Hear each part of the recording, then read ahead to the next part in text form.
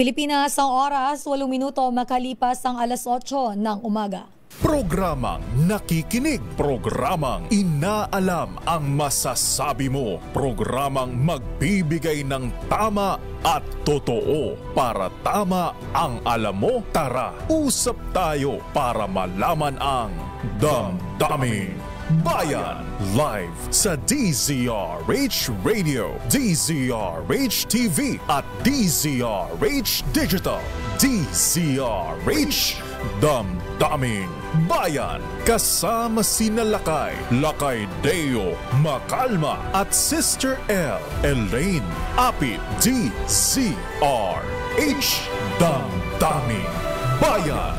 Damdaming Bayan.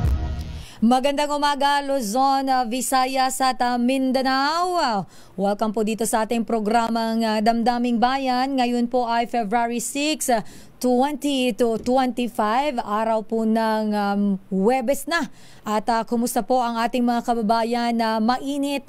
Mainit po ang usapan tungkol pa rin po dito sa impeachment kahapon po ni Vice President Sara Duterte. At kaugnay po niya na ni Railroad. Ito po ang naging pahayag ng kapatid ng Vice Presidente na si Davao City Representative Paulo Pulong Duterte. Ni-railroad daw po ang impeachment laban kay Vice President Sara Duterte. Ito nga po matapos na bumoto ang 215 o lumagda ang 215 na mga kongresista sa ikaapat na impeachment complaint laban kay Vice President Sara Duterte. Kada kahapon po ay huling araw ng sesyon. Mainit na usapan sa social media at usap-usapan ng bawat Pilipino na talaga naman pong nakikinig, nakikialam sa kung ano po ang nangyayari sa ating bayan. Ito pong pagpirma, pinakauna po kasing pumirma dito po na nakita natin na inilabas po sa media ay ang anak po ng Pangulo na si Presidential Son Ilocos Norte Representative Sandro Marcos. At ang pinakahuli naman po doon sa listahan, kung inyo rin pong makikita sa mga nanonood sa ating social media accounts, DZRH News Facebook page, DZRH News Television sa inyo pong mga YouTube channel, and of course sa DZRH News Television cable channels nationwide po yan. Ang pinakahuli pong pumirmano ay ang pinsan ng Pangulo na si House Speaker Martin Romualdez. So yan po kahapon ang mainit na usapan at ito po ay ginawa po sa pamamagitan ng shortcut route.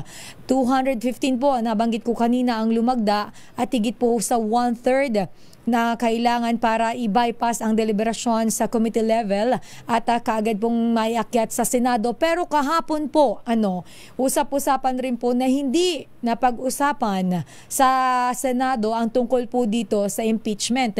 Hindi man lamang po ito natalakay bago po matapos ang sesyon, mag-adjourn po ang sesyon dahil sila po ay magbabalik na po sa June 2 dahil kailangan po eleksyon na. So para po sa eleksyon na kaya naman po June 2 na muling magbubukas ang sesyon.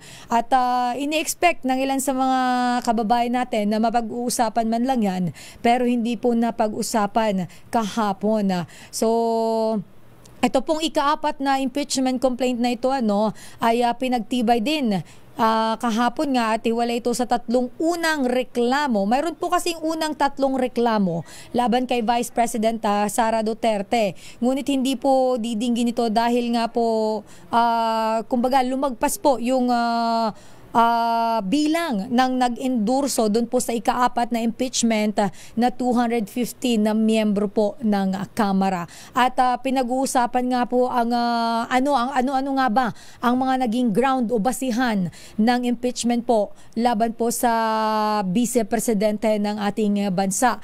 Kabilang po dyan yung malversation ng 612 1.5 million confidential funds ng Office of the Vice President at ng Department of Education kung saan po dating kalihim ang ating pangalawang Pangulo. Kabilang din po dyan yung bribery, ang umano'y conspiracy para po i-assassinate o pagtangka pong patayin ang ating Pangulo, si Pangulong Bongbong Marcos, si First Lady Liza Araneta Marcos at si House Speaker Martin Romualdez.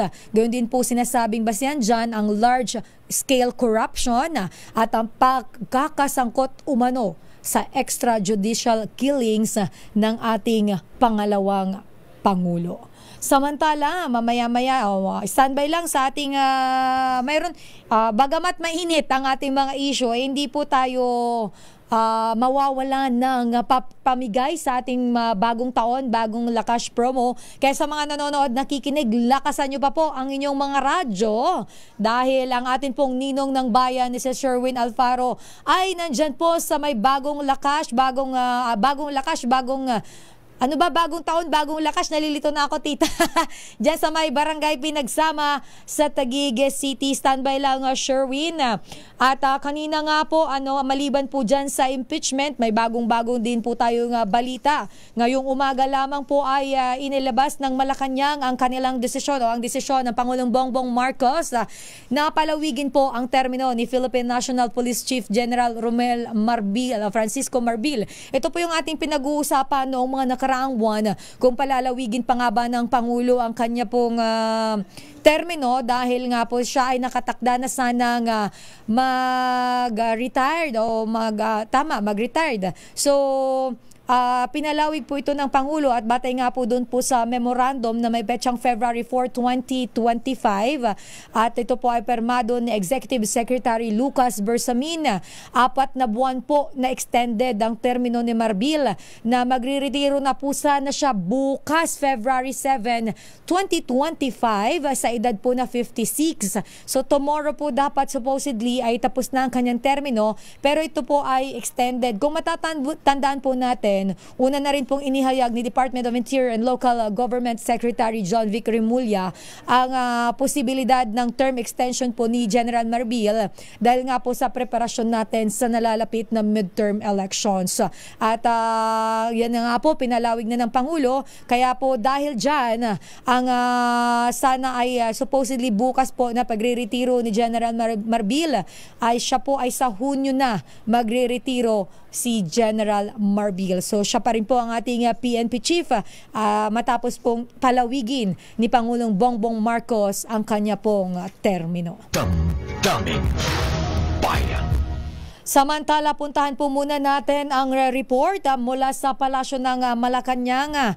Ano ba ang naging reaksyon? Alamin nga natin, mayroon bang statement ang Pangulong Bongbong Marcos patungkol po doon sa impeachment laban kay Vice President Sara Duterte? Ito po ay sa kabila ng panawagan nga ng Pangulo, kung maalala po natin, sinasabi po ni Pangulong Bongbong Marcos na wag nang ituloy ang impeachment dahil wala naman itong mabuting idudulot sa ating bansa. Pero sa kabila ng panawagan ni Pangulong Bongbong Marcos, natuloy pa rin po at nakakuha pa ng 215 votes at kabilang po sa pumirma ay ang kanyang anak at ang kanyang pinsan. So ano kaya ang reaksyon ng Pangulo tungkol po dyan? Pero si Pangulong Bongbong Marcos daw po haharap sa Asia Pacific officials sa Open Government Partnership Regional Meeting. Ano ito? Alamin natin sa report ni RH14, Ms. Leth Narciso. Ms. Leth. Muling magsasalita si Pangulong Ferdinand Marcos Jr. sa matataas na opisyal mula sa mga bansa sa Asia Pasipiko sa 2025 Open Government Partnership Regional Meeting. Alas 11 ngayong umaga inaasahan ang Pangulo sa Grand Hyatt Manila sa BGC Taguig City para sa pagtitipon. Ang Pilipinas ang host ng Asia and the Pacific OGP Regional Meeting ngayong taon na nagsimula kahapon at tatagal hanggang bukas. Dadluhan ito ng high-level government representatives, civil society leaders at policymakers mula sa Asia Pacific, gayon din ang global at regional partners. Ito ay para sa pagpapalitan ng mga kaalaman at karanasan sa pamahalaang nagtataguyod ng transparency, accountability at partisipasyon ng mamamayan. Ito si Leth Narciso para sa Ms. Leth. Yes, Lane. Ms. Leth, mayroon na bang statement ang Pangulong Bongbong Marcos? Dahil nga kahapon, alam naman natin, yung impeachment ay natuloy dyan sa Kamara. Mayroon na bang inilabas na statement ang Pangulo dahil ang anak niya ang nangunang pumirma? At of course, pinakahuli ang kanyang pinsan. Oo, Sister Elliot, ay inaabangan rin natin ayan ang reaksyon ng palasyo dahil hanggang sa mga sandaling ito ay wala pang pahayag tungkol dyan ang palasyo. Susubukan natin mamaya kung magkakaroon kami ng pagkakataong ma-interview ang presidente pagkatapos ng kanyang event at mahinga ng reaksyon tungkol dyan. Alright. Maraming salamat, Ms. Let. Abangan natin kung ano ang statement ng Pangulo. Okay, maraming salamat, RH14, Ms. Let Narciso. Daming Bayan. So bago tayo mag-commercial break, Kuya Het, puntahan nga muna natin ang ating ninong ng bayan sa ating Malakas o Bagong Lakas promo. Ito na ang ating winner sa DZRH Bagong Taon, Bagong Lakas promo.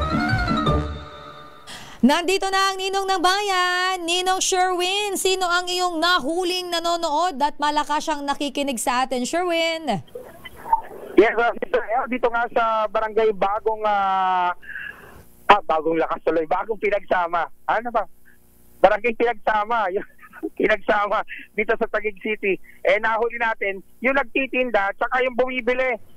Bumibili, nagtitinda, kapwa nanonood sa DZRH. Aba naman. Una mo natin itong tindero. Sino yan, Sherwin? At tatay, magandang umaga, pangalan nyo? Alex sa Gamanos po. Si Tatay Alex. Tatay Alex, palagi ka nakatune in sa DZRH? Lagi po. Tuwing umaga yung oras na ganito. Kasi pagkagising ko, yun yung kasama ko pagka nasa tindahan ako. Dahil taong tindahan, para malibang, habang wala pang nabili, nanonood, nakatune in sa DZRH. At sino pa po rito mga sa pag-umaga? Deo Makalma po. Aba naman, sila kay Mayor. O dahil dyan meron kang 2,500. Bigyan ng pesos. bagong-bago yan At saka syempre, para lalong lumakas ang pagtinda, ito, gaganahan ka sa pagbabantay mo sa tindahan dahil meron kang vitamin E. Yan meron kang vitamin E. At syempre, dadagdagan pa natin ang panghimagas. Meron kang DZRH grocery. Ayun, may pulutan na si Tatay Alex. Salamat, nakay Deo Kabayan. Salamat. Ilocano. Regalo para sa akin. Ayun, salamat po sa pakikinig at congratulations. Ang dilata sa tindahan dahil meron ka ng sariling grocery. Pero ito, bumibili kanina. Ako yan, pangalan mo? Edwin Powell po. Siguro Edwin, harap ka dito yan. Pakita mo yung cellphone mo. Para nakatunin niya sa DZRH. Nanonood sa Facebook ba yan? Nakatunin ka. Para makinig po sa DZRH po. Lagi nakikinig sa DZRH. Kaya habang naglalakad sa labas, ayan, may bitbit sa cellphone. At bumibili sa tindahan. Ano dapat bibilin mo? Mantika po. Bibili mantika. Bibili po ng mantika. Magahan, magpiprito. Magsisanga po ako ng kanin po. Ay, masarap na almusal yan. Oo, di ba? Dahil bibili ka ng mantika. Ito, pambili ng mantika. Sino pa rin naman ako sa umaga? Si Sir Deo Makalma. Aba naman, dahil dyan bigyan mo ng pera. Alright. 1,000 pesos para sa'yo. Yan Maraming salamat. At mukhang hindi ka nabibili ng mantika dahil Maraming salamat po, Sir Deo Makalma. Hindi ka nabibili ng mantika dahil meron ka ng isang long neck. Hindi mantika yan. May vitamin E ka na, courtesy of Lakay. Mukhang si Sir El yung isasangag. Pag-prito na yan ang pamulutan. Mukhang pulutan na ang lulutuin Dahil day off mo, eto meron ka pang DZRH grocery. Tatay sa yan. Sir Deo, maraming salamat. Ganun din po sa DZRH at mga staff. Ayan. Thank you, Kuya. Ayan, maraming salamat dahil sa pagdutok nyo sa DZRH. Patuloy na number 1 ang ating mga programa sa DZRH. Kaya naman nagpapasalamat ng DZRH sa inyo patuloy po na pakikinig at panonood sa DZRH TV. RH number 6, Sherwin Battle para DZRH. Una sa Pilipinas, una sa Pilipino. Maraming salamat, Sherwin. At mamaya sa ating pagbabalik, makakasama na natin si Lakay.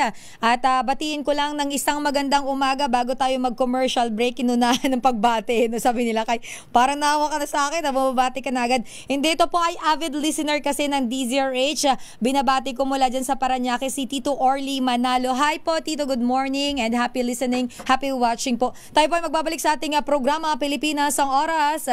It's 8:22. Ang balitang ito ay hatid sa inyo. Oras, Sister L. It's 8:27. So I'd like to know where you got the notion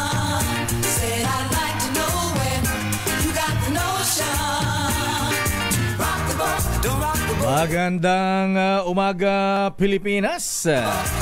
Mainit, ano? At ang tanong dito ngayon ay yung bang impeachment kay Vice President Sara Duterte Carpio ay may blessing ba ang Malacanang? Kasi sabi nun ng Pangulong Marcos, abay ayaw niya ang impeachment para kay Sara. Ha? Pero ngayon kahapon marami nagulat, ang unang pumirma ay ang presidential son. Yun nga lakay yung inanon natin inanawagan ng Pangulo na wala namang maitutulong ang impeachment. So, pero ang napaka-ironic, anak niya ang unang pumirma. Yes. Eh, sabi na aking bubita, ano ba kuya, may blessing ba ang Malacanang? Sabi niya, siyempre naman, obvious yata yan. Sabi niya, gaano ka kasigurado? Ha? Sabi niya, as the sun rises in the east, so rises the worshipful master in Malacanang. Ano to? Sagot ba sa destabilization? Pero ang tanong natin dito, Sister L, ha? Tanong natin sa bisita natin mamaya, ha? Yes. Ano kaya ang reaksyon ng ating mga kapatiran sa Iglesia ni Cristo, di ba? Yes, ang laki ng kanilang rally na... Nag-rally sila, rally for peace ang kanilang isinagawa lakay. At ayun nila ang impeachment laban kay Vice President. Mahabigan, marami tayong tatalakayin ngayong araw ng Huwebes. At ang tanong pa rito ay, nga pala, itong bisita natin na mamaya, Sister L, naging judge na ito sa isang impeachment case. Yan, noong panahon ng dating Chief Justice Renato Corona. Ayan, makakuha ng mga insights. Yes. Ayan. Kasi ang isa pang issue ngayon dito ay pwede bang magsagawa ng impeachment hearing ay recess na. Ayan. At paano yung mga graduating na senador? Kung sisimula ngayon ng impeachment hearing, paano pagdating ng after election na, ha?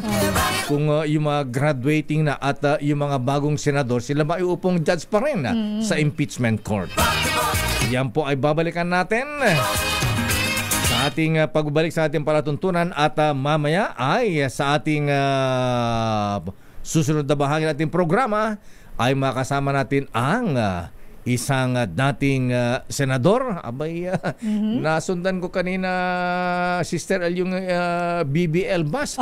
Merong advertisement sa likod. Ano nakalagay? Nakita ko Ping Lacson. Ayan, ang tama ay paglaban, ang mali ay labanan. Kilalanin ang mga nagnanais maging lingkod bayan sa Bakit Ikaw? The DZRH Job Interview for 2025 Midterm Elections. Ayan, sisimulan natin ang interview sa ating bisita makalipas lamang ilang paalala. Oras, Sister L. 8:35 na po. Eto na, oras na para sa ating Bakit Ikaw? Kilalanin ang mga nagnanais maging lingkod bayan sa Bakit Ikaw? The DZRH Job Interview for 2025 Midterm Elections. Actually, hindi na kailangan pang introduce ang ating guest, Sister L, dahil kilala na siya. Ayan, hindi na kailangan na introduction, pero papakilala pa rin natin. Yes, lakay, syempre. Para malay mo may nakikinig sa atin na Gen Z. Yes, o nga mga Gen Z, ano ha? Ayan, yes, NR, NR. Mga NR, sabi ni Sed, no reaction lang. In short, dead ma lang. Ganun ba yun? Pero ngayon, sa panahon nito, hindi ka pwede maging deadma, ha? NR, ha? Dapat may pakialam. Yes, at ang ating bisita, isang kabalyer, mga mista. Ayan, graduate ng Philippine Military Academy at very colorful ang kanyang karera. Siya ay naging chief ng Philippine National Police, chief ng PAOK TF.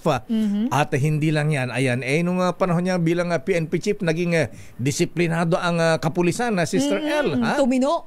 At saka sumeksi ang mga pulis, ha? Sexy. Grabe ka sa sexy. Di ba pwedeng naging fit? Ayan, naging fit na lang. Ayan mo na sexy, ha?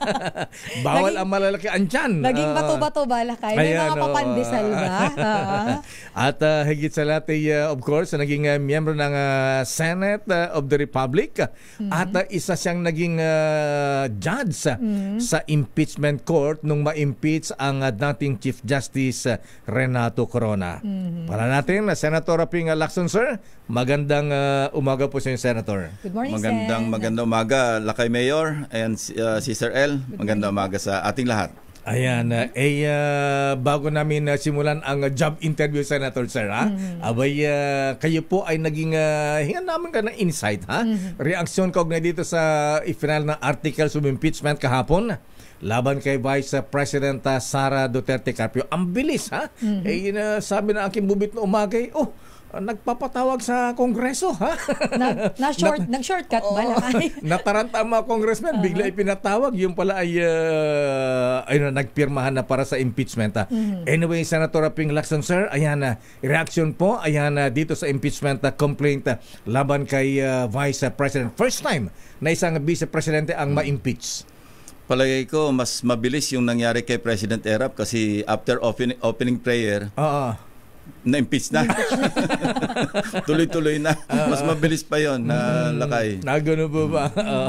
Ayan. So anyway, itong impeachment kay Vice President, marami ang tanong dito, Senator Ping. Kakayanin ba last session na kahapon? Pwede magkaroon ng special session impeachment hearing. Bakasyon na ang mga senador natin. Yeah, I don't think so, no? Kasi June 2 ang balik nila. Pero yon sandali rin lang yun eh. So, at saka marami pang gagawin bago magsimula yung trial. Gagawa pa ng rules of impeachment. Tapos siyempre may mga formalities pa yan, ano? Of course, transmitted na, no? As of last night yata. Pero ganon.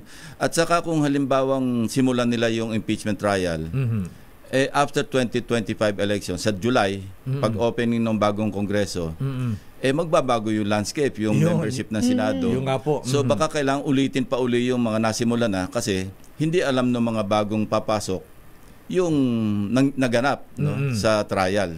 So I think for practical reasons, baka mas magandang ipagpaliban na yung trial mismo pagpasok na ng bagong Congress, yung 20th Congress.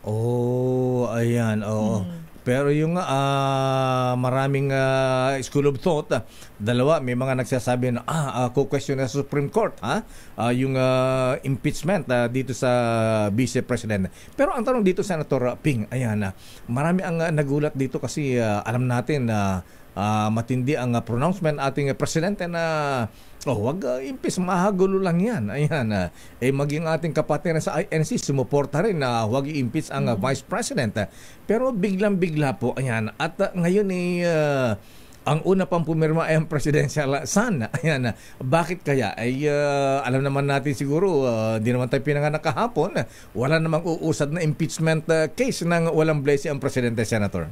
Totoo yan na Lakay, si Sir El, dahil yung impeachment sa ating noon si President Erap tapos yung si Chief Justice Corona, talaga nakakapaghiwa-hiwalay ng bansa, lalo ito dahil medyo malalim yung alitan, sagutan ng mga patutsada ng bawat kampo at saka presidente saka vice presidente. Medyo hindi healthy para sa ako nga nung medyo nagsimula na yung away, yung palitan ng maanghang na salita, naging guest ako doon sa AmCham doon sa Davao. So tinanong ko kung ano yung aking pananaw. Sabi ko, tumulong na lang tayo para mag-de-escalate.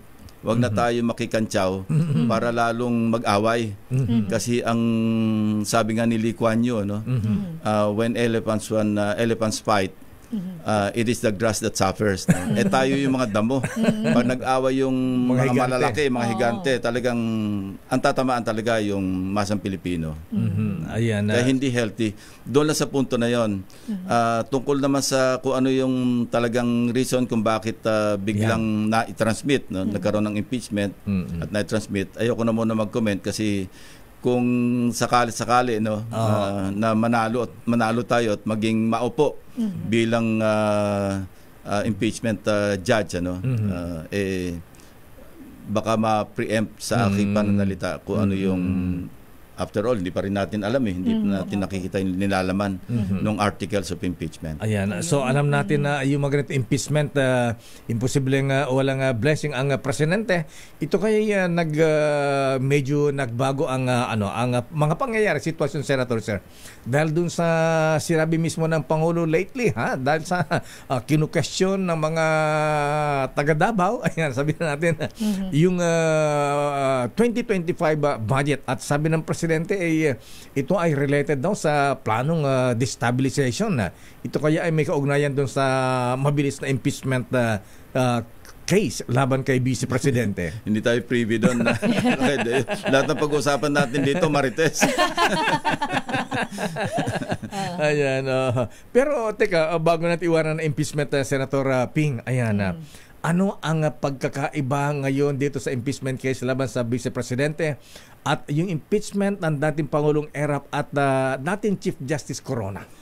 Bawat impeachment trial may kanya-kanyang characteristics at saka siyempre membership ng Senate nagmamatter din yan dahil after all alam naman natin hindi naman talaga legal masyado, may legal din pero mas political kaysa legal ang impeachment trial. Kasi alam mo na malaking factor din yung kung ano yung magiging kumpas ng Malacanang, whether ito'y kitang-kita o kaya medyo subtle, malaking bagay yon. Ayan. Bakit ba naging matagumpay ang impeachment kay Chief Justice Renato Corona noon? Ako, bumoto ako to convict. Kasi nung naglabasan na yung mga ebidensya, nung una, hindi Okay. Kasi parang on its face, parang sabi ko, parang walang masyadong basihan. Pero nang naglabasa na, kasi sa impeachment trial, lakay, Sister El, lahat pwedeng ilabas Doon nga namin natuklasan na yung palang salin, pagka lit-lit nung font, yung pala may authority yung ombudsman na talagang buksan lahat yung bank accounts mo, lahat. Nakalagay doon na pwede siya mag-coordinate maski sa ahensya ng gobyerno para suriin lahat, pati yung effectively parang naka-waive yung bank secrecy, yung rights under the bank secrecy law. So yun ang naging outcome nung kay Chief Justice Corona. Kasi nung nag-appear si Ombudsman Morales, Conchita Morales, yun, nailabas lahat yun. Kaya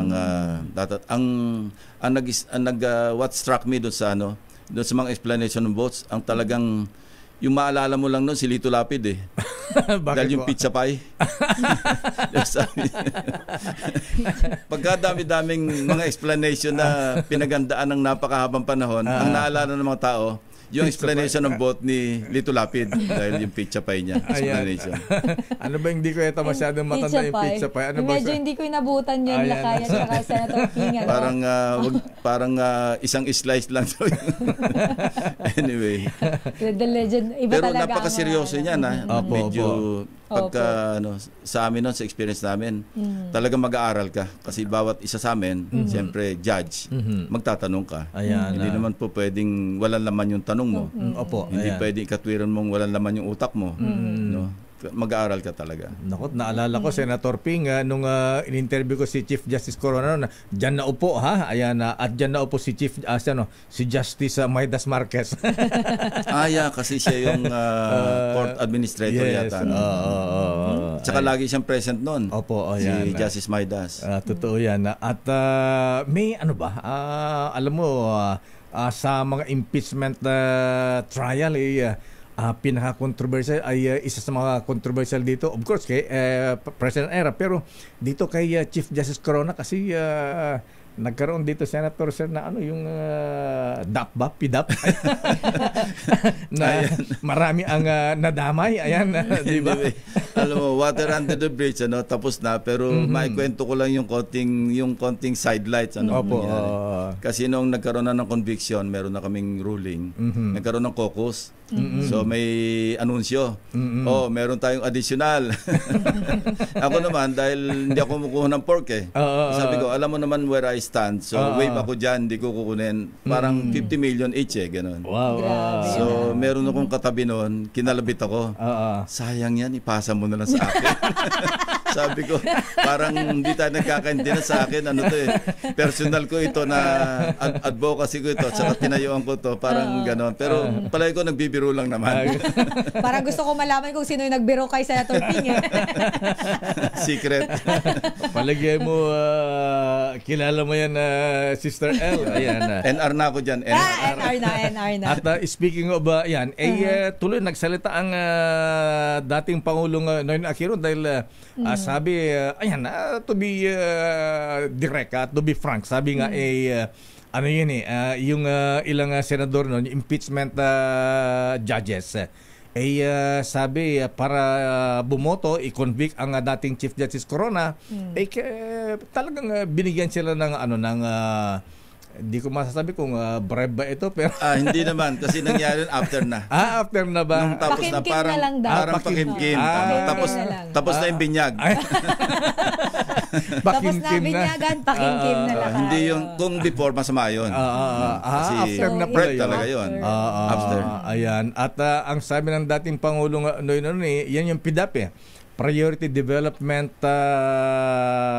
Project. Ilawin na rin po natin.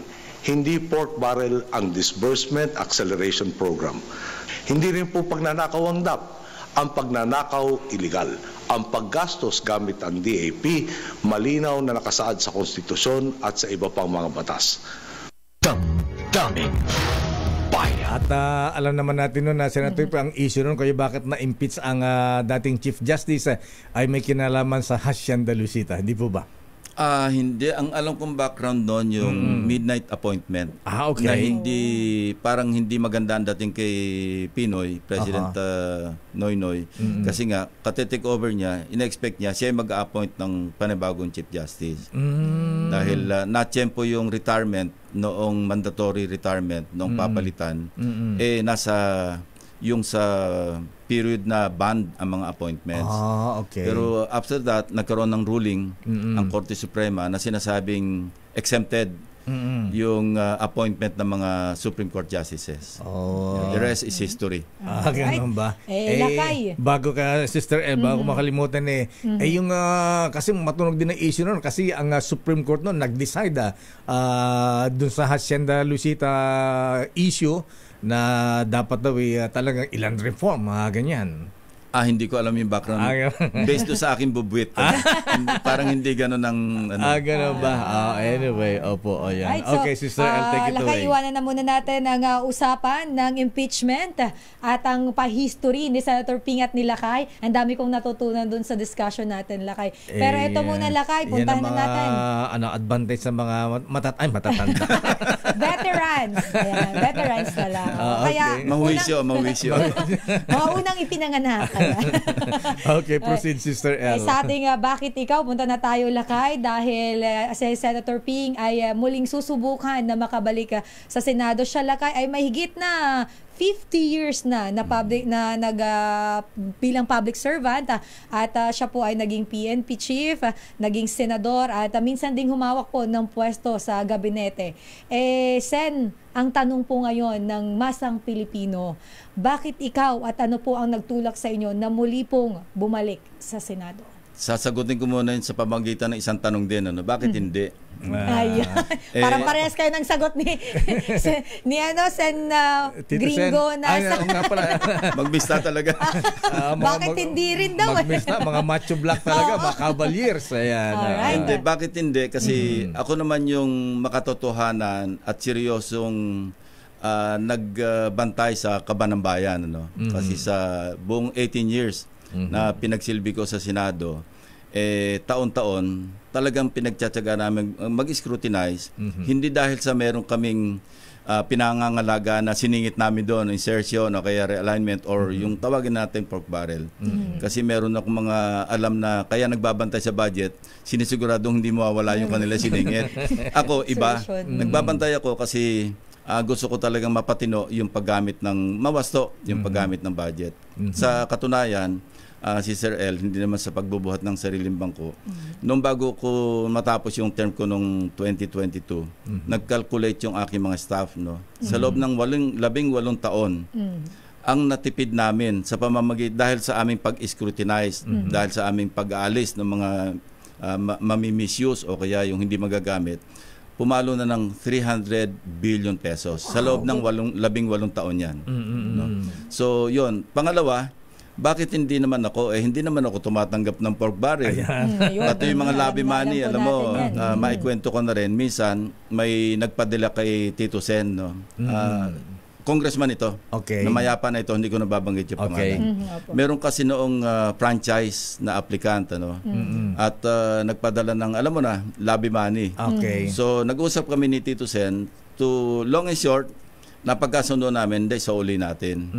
Kasi suhol yan dahil nga franchise Anyway, so ako naman, naisip ko, kung isosoli natin doon sa nagpadalang congressman, baka hindi naman masoli doon sa pinanggalingan, isipin pa rin na tinanggap natin.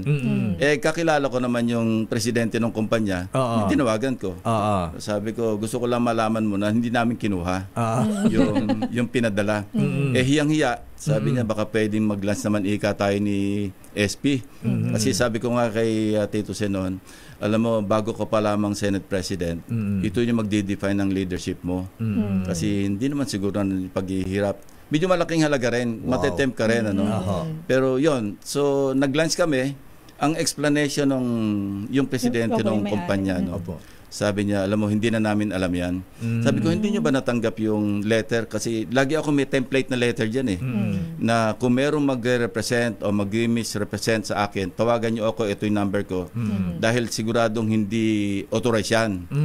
Sabi nila, hindi namin natatanggap. Siguro, yung po sa office may kasalanan. Pero dala ko yung Xerox, ito yung letter ko.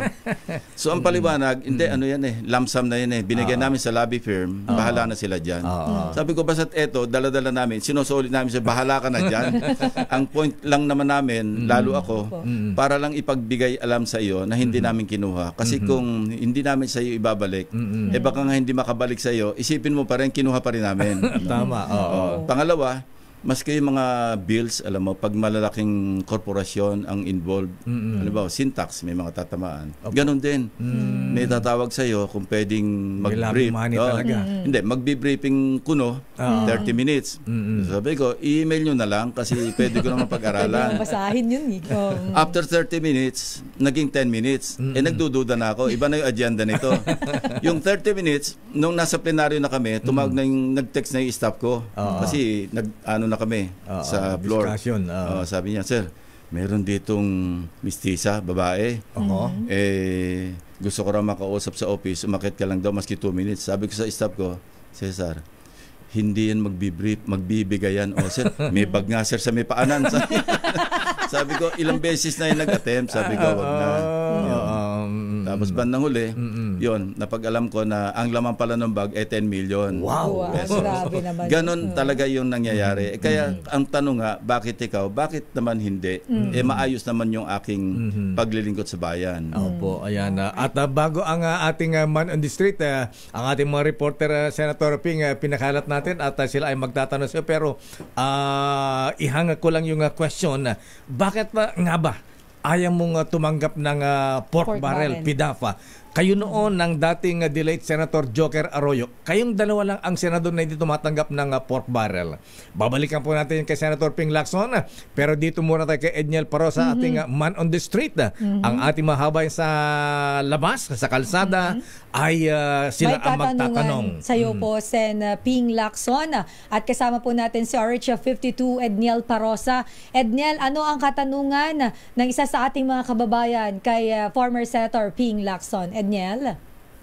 Magandang umaga, Lakay at Sister El. At of course, good morning kay former Senator Ping Lacson. walang duda, kilalang fiscalizer at vanguard ng national o ng ating pondo dito sa ating bansa. Pero kapag pumunta ka, Mr. L, sa mga umpukan sa baba, kaya dito sa isang terminal ng jeepney sa lungsod ng Pasig, may mga tanong din siyempre yung mga ordinaryong mga mamamayan natin na medyo, kumbaga sabihin na nga natin may sarili ring sektor at may sarili ring kalam ng sikmura. Sir, kasama natin Senator Ping Lacson. Senator, kasama natin ngayon sa atin si Sir Carlito Cruz, isa sa mga opisyal ng TPP JODA, may ruta ng Pasig City hanggang sa Tipas Taguig. Magandang umaga, sir. May katanungan ka kay Senator Ping Lacson. Meron po. Gandang umaga po, Senator. Gandang umaga po naman. Dati na po kayong senador, tawag dito,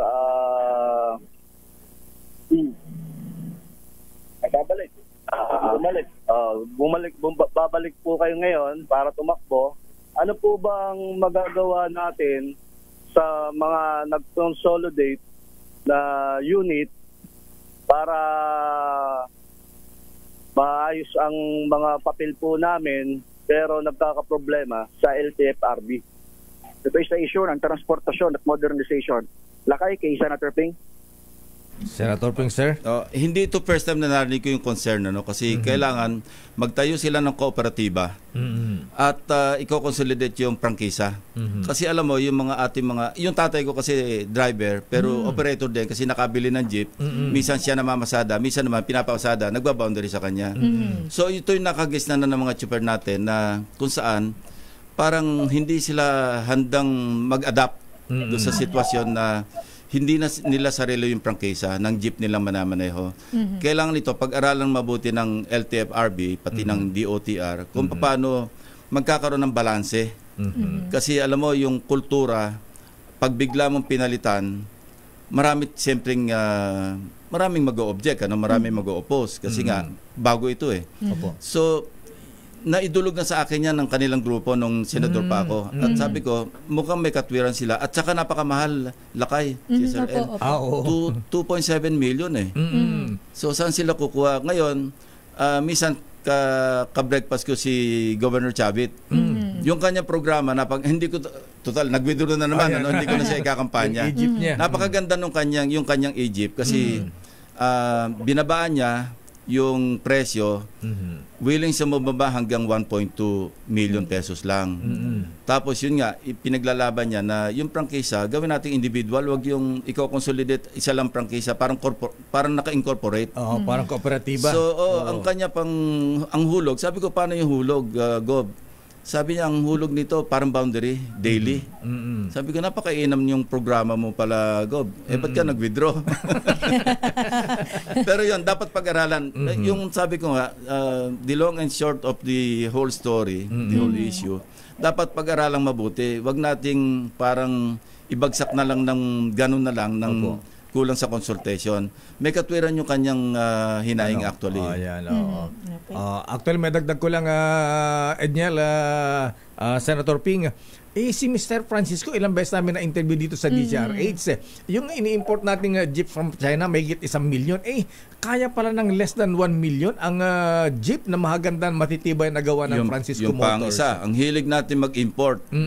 Tayo parang bansa tayo ng mga importers Alam mo, ang trade deficit na natin ngayon, kung magkano, nasa 54.7 billion US dollars. Wow. Medyo madugo. Bakit? Kasi hindi tayo nakahanda, balik ito, puntahan natin yung budget, Tuwing magbubusisi kami ng budget, napansin ko yung nakalagak na pondo para sa R&D, Research and Development, 0.4% ng national budget. Sabi ko, bakit ganito kaliit? Paano tayong asenso kung aasa na lang tayo sa pag-import? Nung Chief PNP ako, meron kaming yung Research and Development na director staff.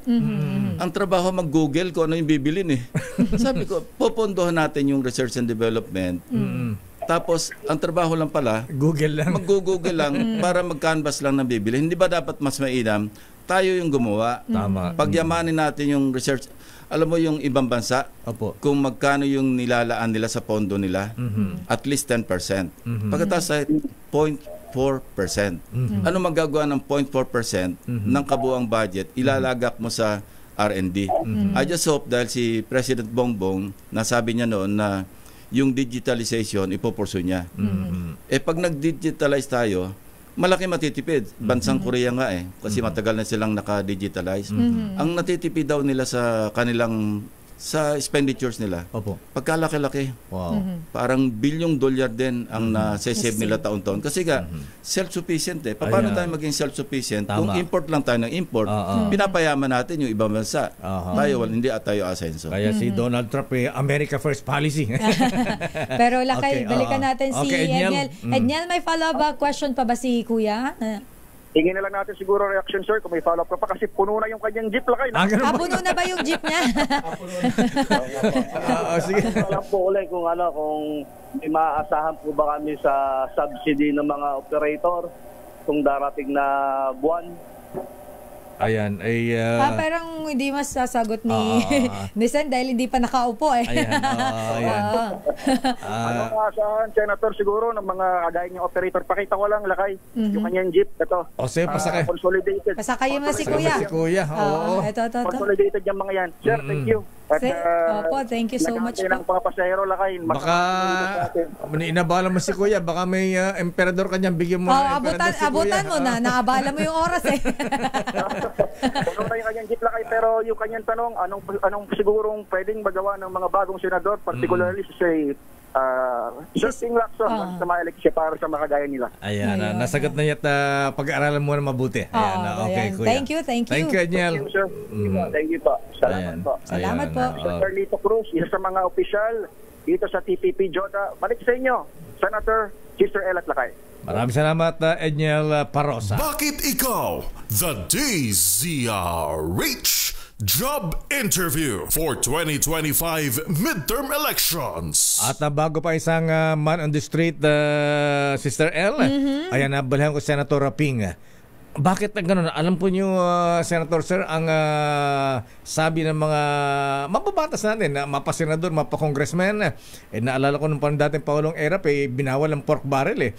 Walang, parang na-paralyze ang Kongreso. Walang gustong gumawa ng panukahalang batas. Sabi na kailangan ng pork barrel para may pakita naman kami sa aming constituents na may mga nagagawa kaming project. Bakit kayo, Sir, ayaw niyo ng pork barrel? Panahon ni Pinoy yun nung na-rule na naging unconstitutional na yung pork barrel ng Supreme Court. Alam mo, mahabang proseso ito, no? Kasi yung pagbalangkas ng tinatawag na National Expenditure Program, hindi yan nagsisimula sa Malacanang. Dapat yan simulan doon sa mga local development council. At ito nga yung disconnect. Kasi yun din, sa pag-aaral namin sa budget, napag-alaman namin na yung output, yung sinasabit ng mga regional development councils, no? Na kung saan ito naman yung na-consolidate ng mga output naman ng mga local development councils mula barangay, municipal, city, provincial. Ang ina-adapt lang ng national government pag-prepare ng NEP o lalo na pag dumating na sa House, 20%. Pinaghihirapan ng mga local development councils, ano? Kasama doon yung hindi lang mga sangguniang bayan, sangguniang lalawigan, kundi pati mga NGO sa CSOs kasama dyan. Actually, pati mga congressmen kasama dyan, member sila. Ayaw nila mag-participate kasi alam nila pagdating sa Congress, bahala na lang sila mag-realign, mag-insert para sa mga proyekto nila. So yun ang disconnect kasi sino ba yung mas nakakaalam ng mga needs saka priorities ng isang lugar kundi yung mga taga roon. Natatandaan ko sa isang bayan sa Bicol, nung araw, ginamit ko to example, fishing village, yung mga isda dadalhin sa kabayanan, bago makarating doon, magpapadagos to sa release ng train, sasakay ng tricycle, mag-jeep, pagdating ng isda, bilasa. Wow. Ang isang diferensya lang pala, isang 30 million pesos na halaga ng tulay. Wow. Hindi napapansin ng national government, hindi nasasama sa budget kasi hindi lalam Pero nakakaalam taga roon. Napagawa ng tulay yon. Kasi pinapollow up ko yun kasi nung nalaman ko yung ganun na istorya, mismong ako, parang tinarbaho ko na asikasuhin nyo to kasi kawawa yung mga mangingisda roon, hindi napapakinabangan ng maayos yung kanilang huli.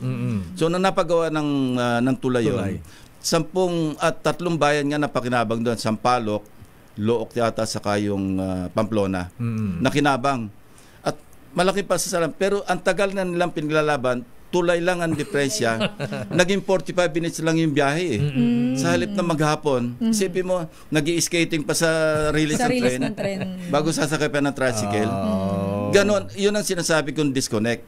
Kasi kung yung pinaglalaban sa Local Development Council ma-adapt do sa national budget, asenso tayo.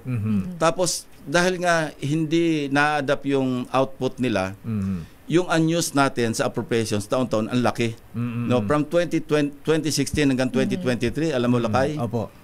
Ang average every year na hindi nagagamit 350 billion pesos. Wow. Sayang kung yon nagamit sana sa mga probinsya, sa mga munisipyo, ang laki na may papagawa nila.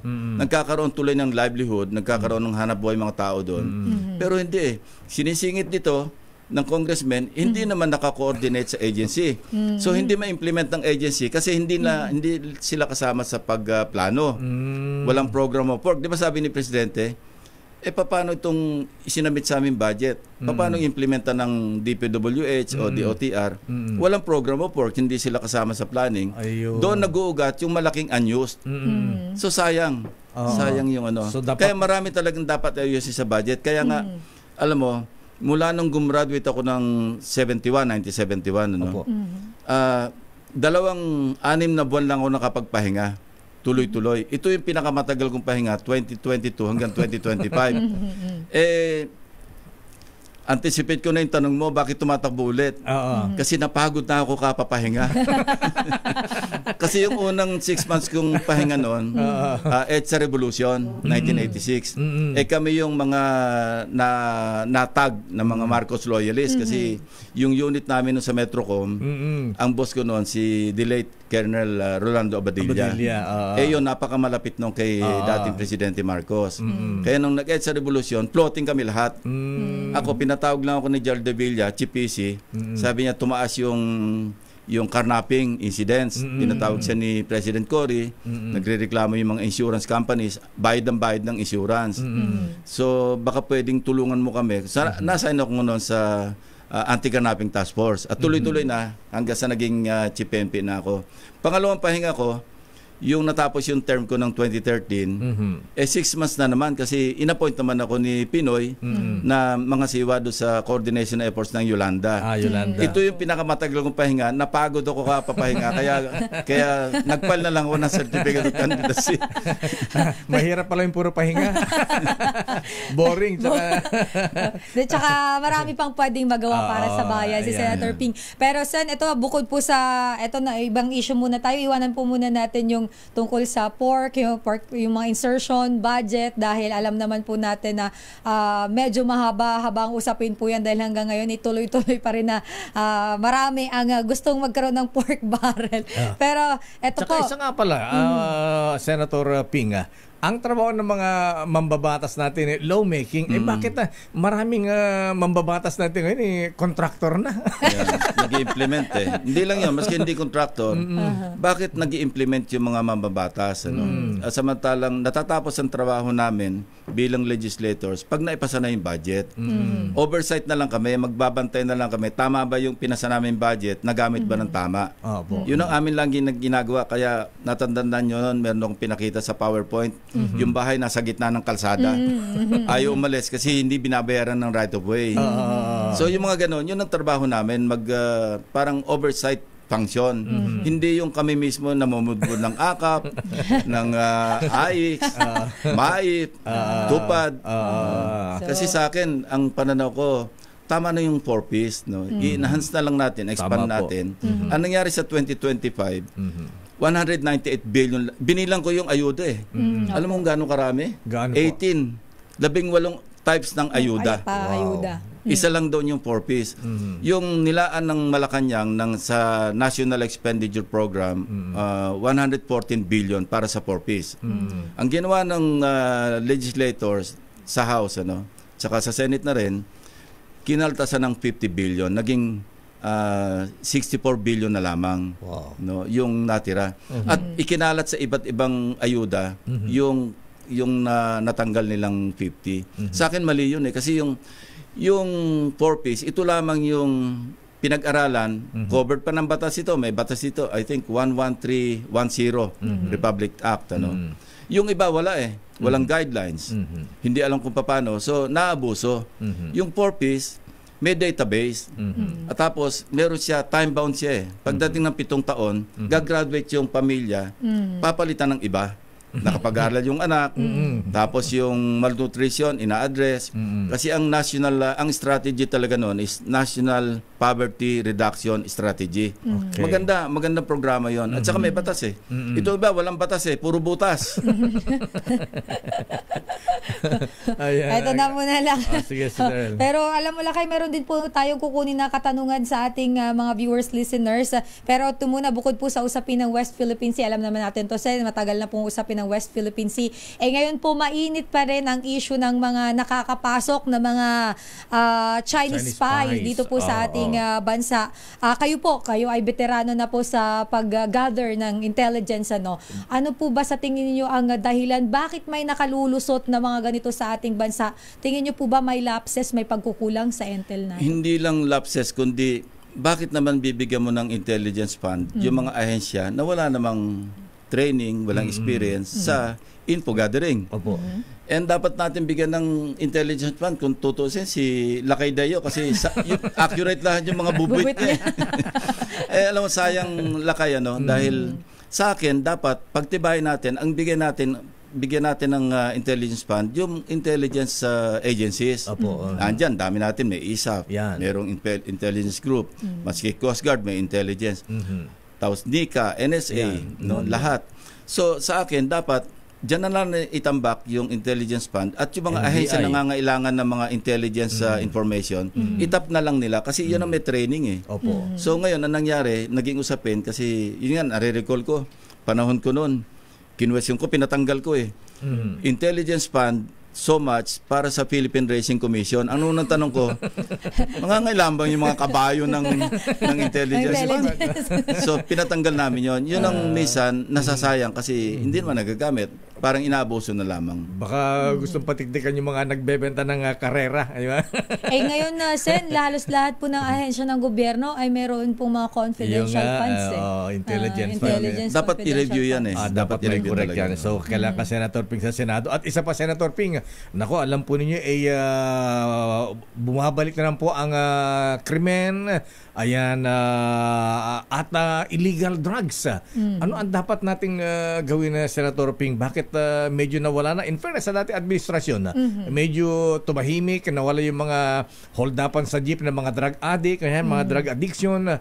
Ano ang dapat nating gawin para maiwasan ulit ang pagbabalik ng petty crimes, hold-upan, at itong illegal drugs, Senator Ping, sir? Back to basics, yung holistic yung approach, dapat yung two-pronged strategy na pinairal namin nung araw. Ngayon yata three-pronged strategy sila.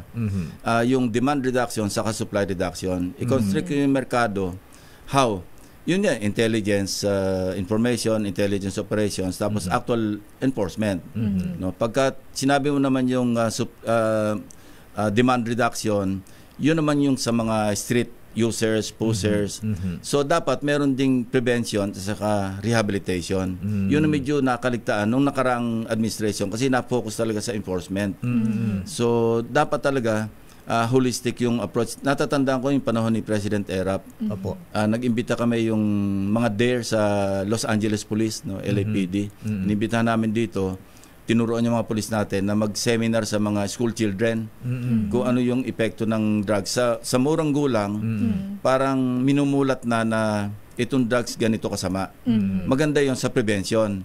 Yung drug abuse, resistance, and education. There.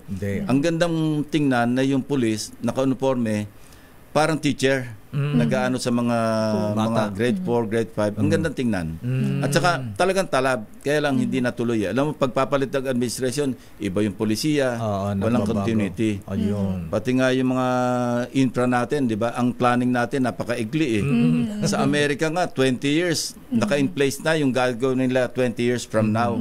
Sa atin, gustong-gusto ng mga namumuno sa atin, sila yung nag-groundbreaking, sila yung nag-o-open pagka bubuksan yung tulay.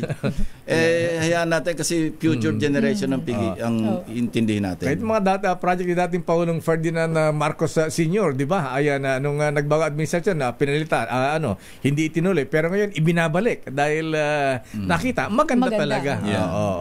Ayan. At Sen Ping, bago pa sa ibang issue, no, hindi naman sa pagbubuhat ng bangko, nabanggit nyo nga rin po kanina, na natin rin pong mataas ang inyo pong rating, mga sa survey. Sa tingin nyo po ba, ano ang dahilan? Bakit patuloy po kayong tinatangkilik ng masang Pilipino? Number 5 sa latest survey ng SWS. Ayoko nang sagutin yan. Kasi nabuhat ko na yung bangko ko kanina. Tama na. Ako na magbubuhat ngayon. Tama na yung isa.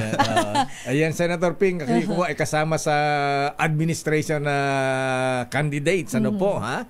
Ayan, ay ano ba ang kailan magsisimula ang kampanya ng ano bang tawag sa Unity Team ba ito or bagong alyansa bagong Pilipinas. Ito ay mix, di ba, Sen? Magkakaiba to. Iba-ibang partido. Iba-ibang partido to lakay nagsama-sama. Ako independent ako, wala akong partido, pero hinatak ako ni Tito Sen sa NPC. So naging guest candidate ako ng NPC, guest candidate din ako sa alyansa. Kasi yung Lakas, NUP. Fusion pinagsama-sama sila lakay. Ayan. So, kailan ba start ng kampanya? Balita na kay Bubit, magsisimula daw kayo sa from north to south daw. Oo. Sa inyo, sa lugar ninyo, Mayor. Lawag. Punta kami sa Lawag sa February 11. Doon yung aming proclamation rally yung una. At napakasinsin. Pagdating ng February 13, makalipas isang araw, doon naman kami sa Iloilo. Wow. No? At pagka parang pinalampas lang yung Valentine's Day, February 15, nasa Davao naman kami. Wow, Davao. So, para bang, sige, umuwi kayo sandali sa February 14, biyahe uli kayo ng February 15. Ganun kasinsin. Pero ang 35 sorties ang ginawa. At ang matindi dito sa 35 sorties niyo, Senator Ping, totoo bang lahat daw ng 35 sorties niyo ay sasama ang Pangulong Marcos para suportahan po mga kandidato ng administrasyon? Yun ang kanyang habilin, actually. Sabi ng aming representative doon sa campaign headquarters. Kailangan kompleto kayo 11. Sabi ko, bakit 11? 12 kami. sana naman sumama na sa amin si Senator Amy. Ayan. Si Manang Amy pala yung isa pang nawawala. Pero lakay, ihabol ko lang to dahil nag-comment talaga siya dito sa ating YouTube channel. Sen, may tanong po siya si Mike Kagit. Sabi po niya, Sen Ping, sana ma-actionan. Bagamat para na-address niya na to kanina, Sen, yun daw pong pagbili ng mga produkto sa mga farmers, ang daming middleman, kaya nagmamahal ang bilihin. At yung iba daw, Sen, laway lang ang puhunan. At saka yung cartel. Yes, cartel. Nasa mga 5-6 na layers daw bago makarating sa merkado. So talagang tataas sa dami ng patong. So, ire-re-echo ko yung nabanggit ni Tito Sen, Yes, sir. Na yung sa Davao del Norte, ang ginawa ni Governor Edwin Hubahib nung pag-upo niya, yung provincial government ang namimili sa mga magsasaka. Sinasubsidize ng gobyerno yung pamimili at sila yung nagmemerkado. Mura. Kasi subsidize na ng provincial government. At the same time, siguradong mabibili sa tamang presyo yung ani ng mga magsasaka. Sana ma-replicate iyon sa iba't ibang lugar sa Pilipinas. May dagdag ko lang, Senator Ping. Alam mo, isa pang magaling na gobernador, si Governor Marilu Cayco ng Batanes. Alam po niyo, bago dumating yung malakas na bagyo nun sa Batanes, nanawagan dito sa DZRH na sana bilihin yung kanilang bawang. Ayan. Abay, nanawagan dito, after a few days lang, ubos yung kanilang bawang. Sayang. Alam mo, ang daming magagaling na mga local government officials, probinsya man o city, municipal, hindi sila nabibigyan ng pagkakataon nga. Dahil, yun nga sinabi ko kanina, may disconnect yung national budget sa mga needs and priorities of the local government units. Pagbigyan natutuwa nga ako yung ginawa ni President Marcos. Nagpirma siya ng EO number 82. Ano po na kung saan ini-strengthen niya yung Regional Development Council. Sana, pag in-strengthen mo yung Regional Development Councils, all the way down, strengthen mo yung municipal hanggang provincial, city, pati barangay. After all, part sila ng budget process Yes. Dapat yung karamihan ng sa halip na 20% lamang ng kanilang output ang ina-adapt mo doon sa National Expenditure Program o sa national budget, gawin mong 50-50 man lang. Kasi after all, meron naman yung mga national agencies na meron din silang mga big ticket projects. Pero bigyan natin ng mas malawak na partisipasyon yung mga local development council sa nation building. Ayan, totoo po yan. Mga LGU sa... Yes.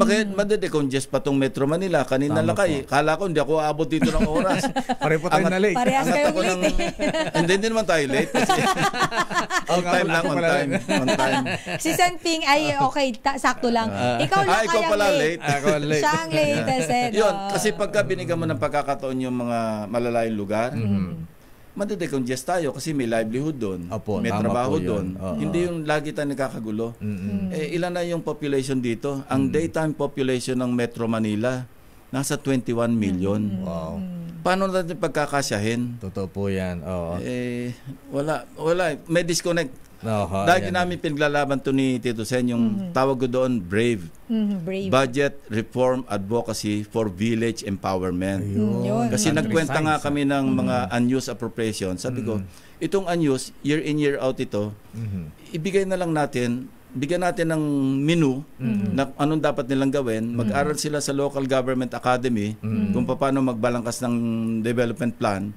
At yung isipin mo kung lahat ng probinsya meron silang tigwa 1 billion taon-taon na may sinusunod sila doon sa alinsunod sa kanilang local development plan. Lahat meron, hindi sila magpapalitan ng yung residente nila mananatili doon kasi may trabaho. Totoo po yan. Totoo yan, Sen. At manganganak yun, yung trabaho may magkakarinderya kasi yung trabahador kakain. Bibili ng gamit.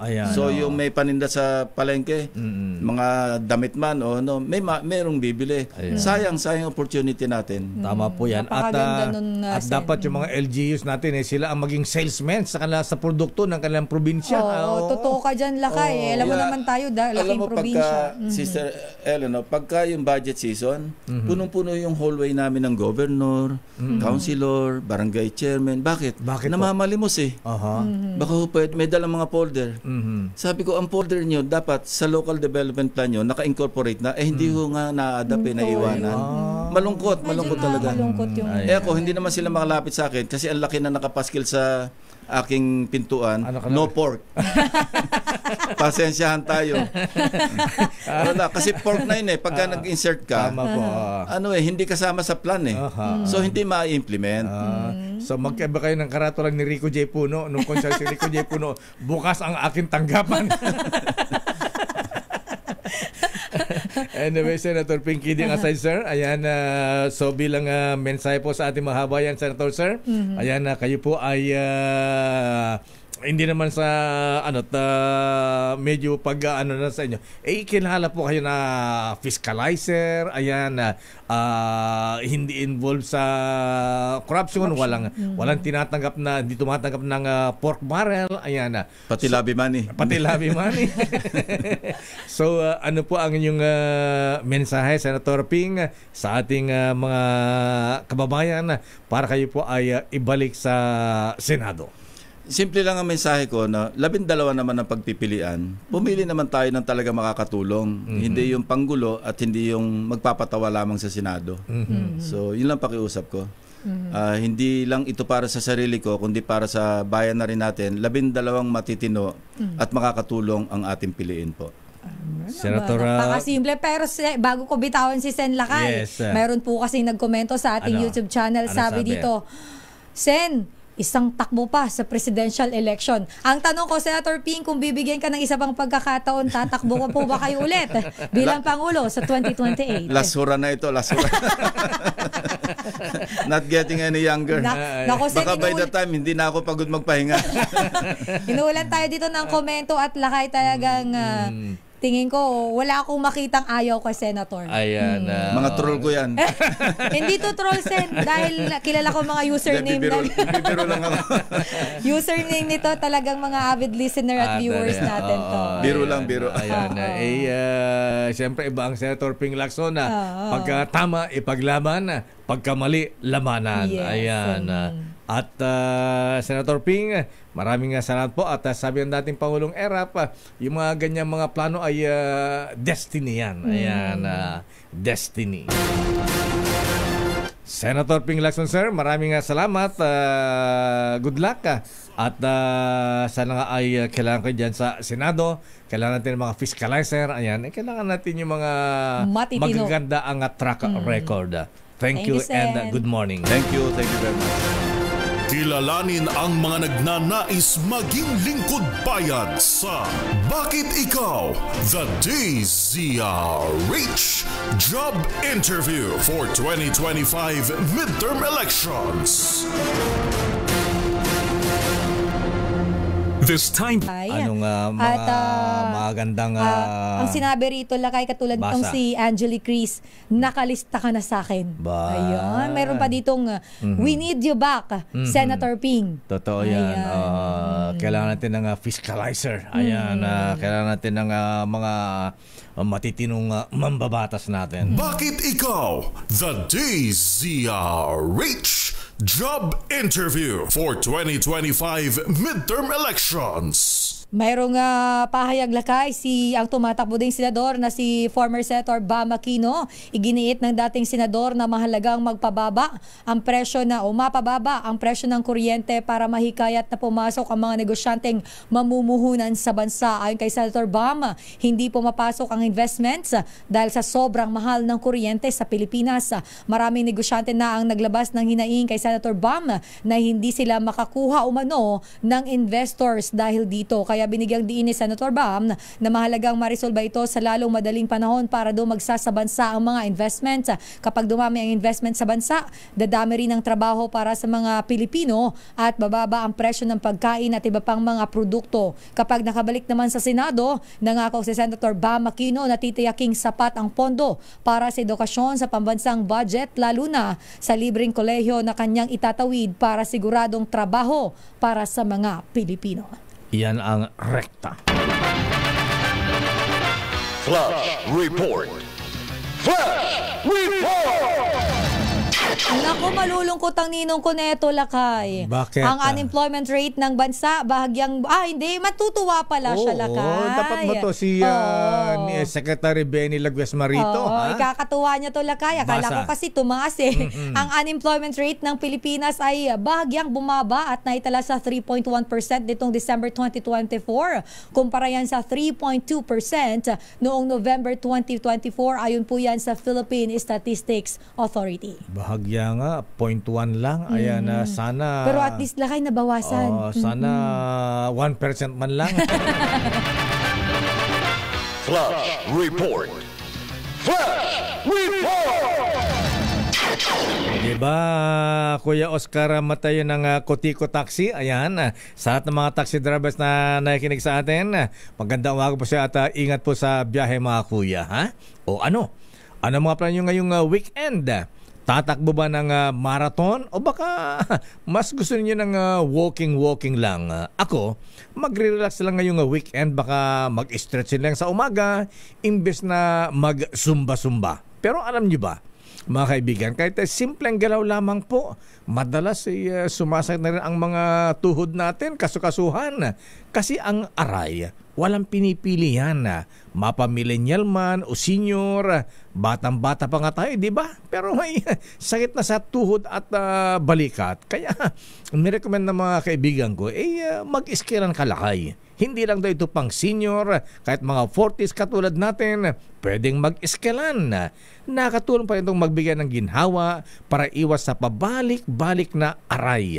Ako nga, pagkatapos mag-walking, sa susunod na umaga mga kuya, ramdam ang aroy sa tuhod mga ateng. Kaya binabaon ko talaga yung eskelan. O kayo, huwag hintayong bumalik ang aray. Say goodbye sa pabalik-balik na aray. Eskelan. Naproxen sodium is the generic name of eskelan. If symptoms persist, consult your doctor. Daming bayan. Oras, Sister L. 9:36. Ang balitang ito ay hatid sa inyo ng ACS Manufacturing. Sa Sister L. It's 9:45. Bakit Ikaw? The DZRH Job interview for 2025 midterm elections. Sandali lamang, Raymond at Paas, ano ang latest sa Senado? Ha? Anong reaksyon ng Senate President ng mga senador sa isinabmit na articles of impeachment laban sa Vice President Sara Duterte Carpio kahapon? Naku, good morning, Berry. Ha? Ayan, second gentleman man sa Carpio. Naku, ano kayang iniisip na mag-asawa ngayon, ano, ha? At ang pamilya Duterte. Pero babalikan natin yan ang mga reports. Basahan lang natin itong may mga reaksyon pa rito, Sister Ella. Ano sabi nila Lakay? Iba talaga pagka maganda ang performance mo, Sister Ella. Ayan, may tuloy-tuloy pa rin ang mga pahayag ng support dito kay Senator Ping, ha? Abay, sabi ni Kuyang Colonel Ador Arevalo, ayan, kami, ha? Full support kay Senator Ping. Ayan, ito pa, General, Sister L. Sino yan? Ayan, General Odi Japana. Ayan, iboboto ko yan si Senator Ping. Ayan, at si Tito Sen. Ayan, ha? Abay, pati si Tolit sa Palapag, sabi niya, iboboto yung si Ping, idol ko yan. Ha? Ayan, sino pang eto rin, ha? Sabi ni Nem Padlan, ha? Kuyang, iboboto kayo si Senator Ping Lacson. Ayan, so marami, pati yung si classmate, ha? Si parang Manding Bahakan, ayan, boto kay Ping. Ayan, very good. Iboboto ko siya. Ayan, yan po ilan lamang sa mga reaksyon. Abay, sa mga na-interview natin, iba talaga ang dating ng Ping Lacson. Dummy. At shoutout natin Lakay, isang abogado ang nakikinig sa atin ngayon. Base ka to, si Attorney Vic Macalental na feels like 30s pa rin daw kahit 40 na. Ayan, Attorney, good morning po. And of course, hello kay Attorney din to Lakay. Ang tumatakbong kongresista sa Muntinlupa. Attorney Byung Garing. Shoutout daw sabi niya. At kay Victor De Leon Lima na ang sabi niya si Senator Ping daw Lakay ay parang hindi tumatanda. Oo nga, ano ha? Ayan, nasobrahan yata ng pahinga. Na-board. Oy, teka muna, happy birthday muna kay Master Sergeant Gilix Pagaduan. Ayan, at happy birthday din kay aninong mo, si Henry Uri. Yes, ang aking ninong kulang-kulang. Happy birthday, Henry Uri. Alam ba tayo dyan? Ba't wala tayo almusal? Malo, ha? Walang paalmusal. Sagot ba ni Henry yan? Paalmusal niya ba yun? Okay. Dapat yung paalmusal niya yung... Ayan ba yan? Hindi ko naman kinakain yung palmusal niya. Huwag ka nang choosy. Charot lang. Happy birthday din kay Noble Peter Pitong Robles. Ayan, mula kay Kuyang Dado at most merciful Ariel Kayanan. Gina Mendoza, happy birthday. Binabati ni classmate Nonoy Barques. At happy birthday din kay Kuyang Marvin Rivera. At kay Kuyang Teka, ha? Ayan, Colonel ito ayan, si Kuyang Colonel Joe Salazar at Kuyang Marvin Rivera, binabati ng mga brethren sa TM Calaw Masonic Lodge, Kuya Romel Malibiran, Kuya Romel Mandi Manabat, DE, ha? Tito Taguro at Manilo Carbonel at Gio Soto, happy birthday. At congratulations sa mga incoming officers ng Emilio Aguinaldo sa Masonic Lodge number 31. Mga brethren sa Cavite, ha? Ayan, at sa lahat, ang incoming Worshipful Master ay nag-invite sa kanilang public installation bukas, February 7, Biyernes. Pagbati, ayan, congratulations kay incoming Worshipful Master Randy Ronald Lau Autobot, Senior Warden Randy Ferraren, Junior Warden Carolino David. Ang bibigat naman ng mga bisita, ha? Guest of honor speaker. Deputy Grandmaster Right Worshipful Raul Canon Jr., Inspirational Speaker, Right Worshipful Robert BBM Joseph Moran, Senior Grand Warden, at Installing Officer ay Very Worshipful Wharton Chan. Congrats at get well soon kay classmate Gob Benloong ng Sunu. Ayan, binabati ka ni Mr. Ed Lacson. Alam mo Lakay, dahil narinig kang bumati, ang dami tuloy nag-message pero mabilis ang happy birthday kay Jerry Haspeyo. Pagbati mula kay Eric Dastas at happy birthday din daw. Ito, pabati ni Boy Gonzales. Si happy birthday kay Melanie Venoya, taga Candaba, Pampanga, from Efrin Juanson. Happy birthday. Ito Lakay, balita happy mula birthday pa kay Weng Pasya. Ayan, mula kay paring Kaloy at isang kalahi.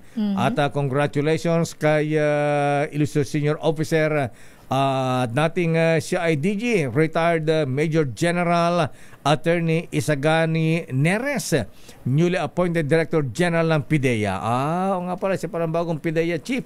Pagbati mula sa mga batang San Miguel, mga batang Don Ramon San Miguel ang General Kalima, General Brillantes at General Romy Vera. Anong binubulong mo dyan, Lotto King, ha? Ayan na. Eto na Lakay, unahin na muna natin ang report dahil hindi na natiis ni Kuya Greg at lumapit na sa akin. Dahil may press con si Giselle, 1,500 remote public school sa bansa. Masusupply na daw Lakay ng kuryente. Good news yan. Alamin natin ang buong detalye mo Lakay, RH15, Giselle Ricafort. Giselle. Sister El, Lakay, 1,500 pampublikong paaralan sa malalayong lugar sa bansa ang magkakaroon na ng supply ng kuryente.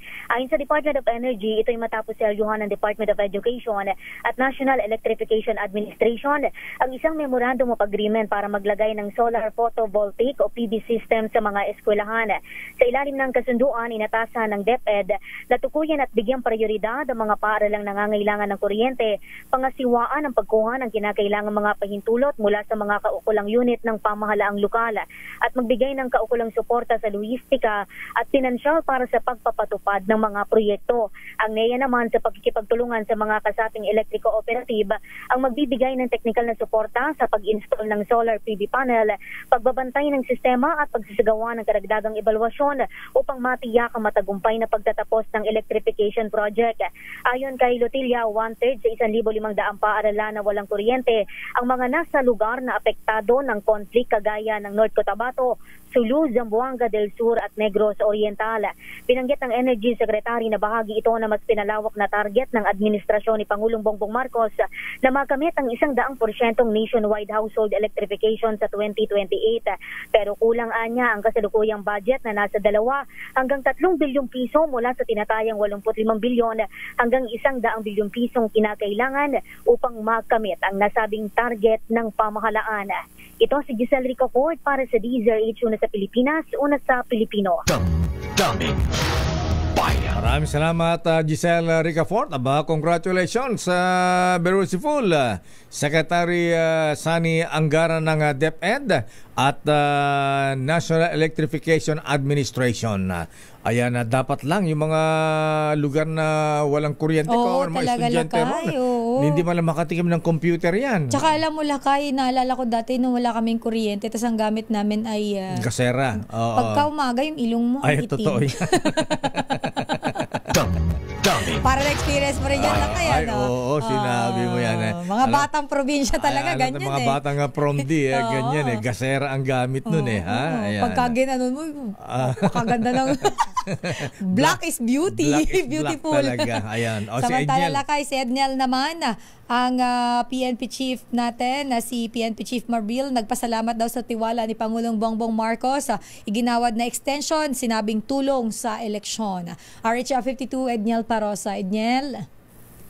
Pinasalamatan Lakay at Sister L ni PNP Chief Police General Romel Francisco Marbil ang tiwala ni Pangulong Bongbong Marcos sa kanyang liderato. Kasunod ito ng paggawad ni PBBM ng term extension sa Top Cup na nakatakdasa ng magretiro bukas 7 ng Pebrero.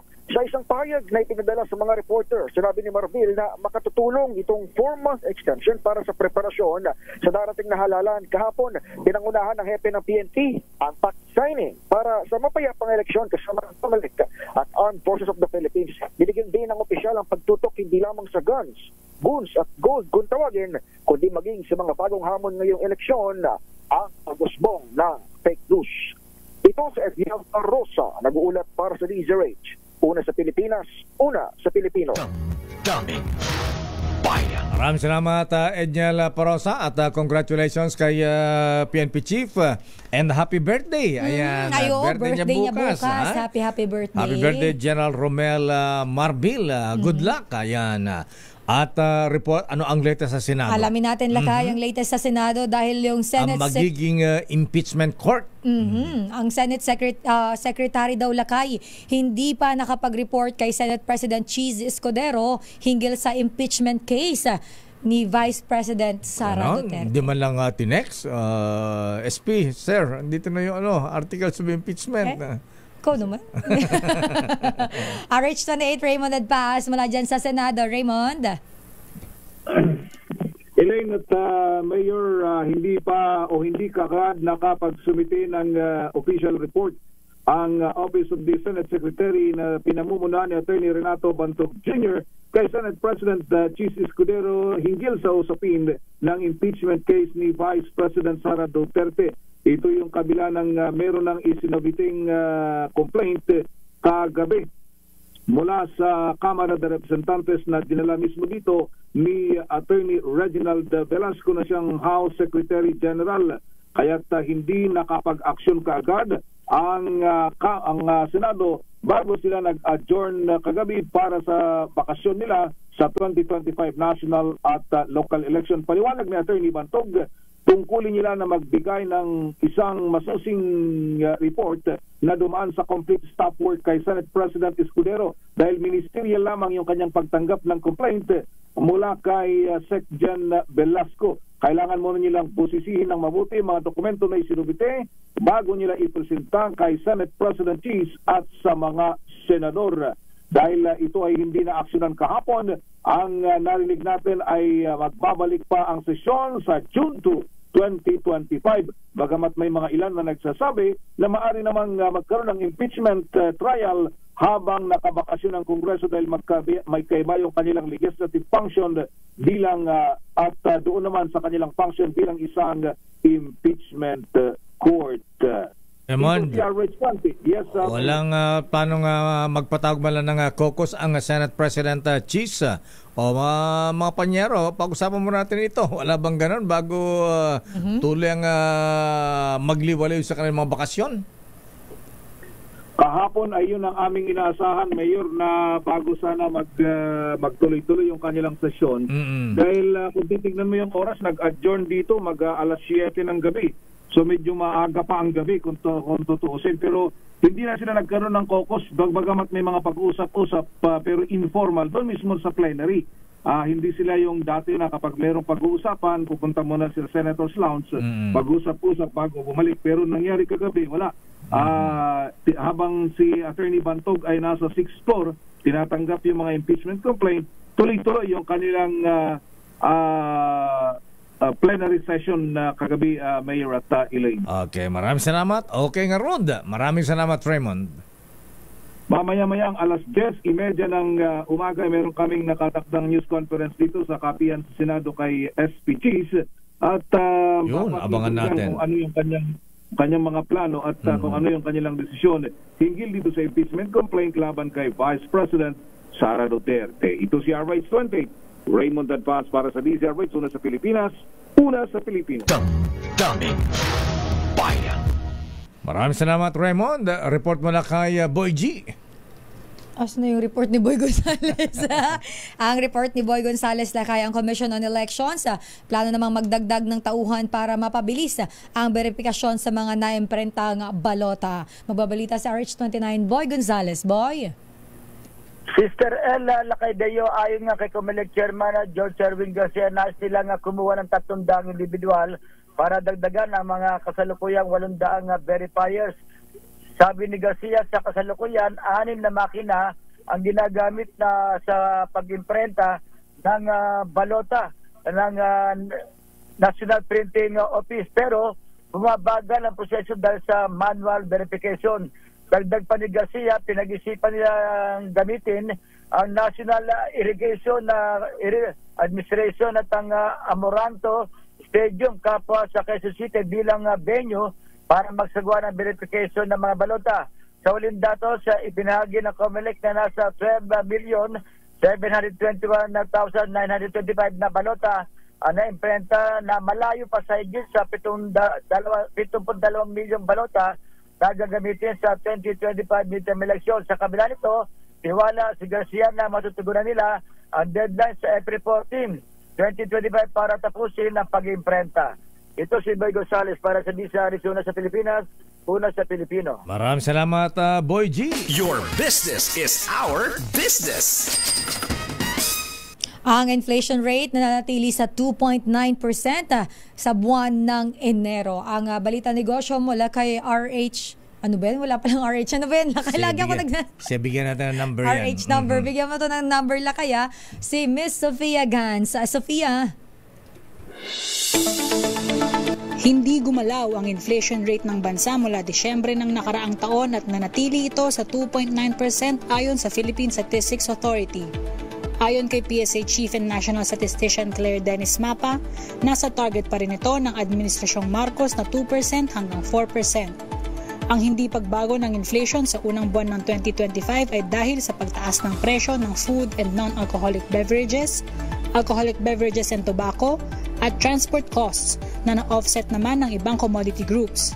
Gayunpaman, sinabi ni National Economic and Development Authority o NEDA Secretary Arsenio Balisacan na ang flat inflation rate ay positibong indikasyon na tinitiyak ng gobyerno ang mas stable na presyo ng bilihin alinsunod sa Philippine Development Plan 2023 to 2028. Sinabi rin ng Bangko Sentral ng Pilipinas na ang inflation rate noong Enero ay nasa loob ng forecast range nito na 2.5% hanggang 3.3%. Samantala nagsara ang palitan ng piso kontra dolyar kahapon sa halagang 58.095 pesos kada US dollar. At iyan ang ating balita sa mundo ng negosyo. Your business is our business. Ito si Sofia Gans para sa DZRH, una sa Pilipinas, una sa Pilipino. Maraming salamat, Miss Sofia Gans. The road is long. Bakit? Ito RH TV, natatawa ako. Bakit? Sabi ko kasi bigyan na natin ng RH number si Sofia. Ano daw? Ang kanyang numero nila 4538 kasi Gans. Baliw kayo, may nagmamayari na nun.